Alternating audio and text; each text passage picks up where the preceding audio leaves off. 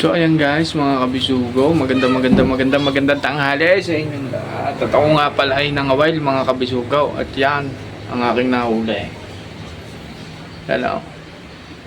Malalaking bisugo. Ang lalaki ng bisugo kong nahuli. Ilang piraso lang pero okay na rin to. Pagpalain tayo lagay ng Panginoong Hesukristo. At agad-agad iluluto na natin sinigang. Ito nga palang gagamitin kong gulay. Yan, sisigang natin to. At yan, papakita ko sa inyo ang pagsisigang ko ng isda. Yan mga kabisugo, ito ang ating isda. Yan o, ang lalaki ng bisugo. Ilang piraso lang siya pero okay na rin. Solved na yan. Lagi tayong magpapasalamat sa Panginoong Hesukristo. Ang mahalaga ay meron. Yan, ito yung gulay natin gagamitin. Tapos ito, yan, pinabubula ko na. Asbok pa eh.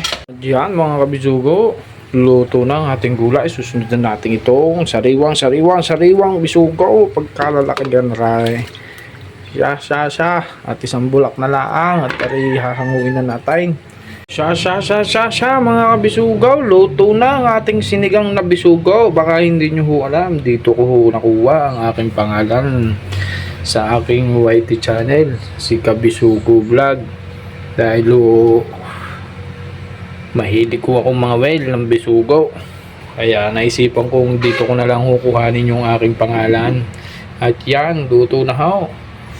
Siya, kanin na lang ang kulang mga kabisugo. At sila yan mga kabisugo, thank you for watching. At tayo kakain na muna. Yan ho, luto na ang sinigang.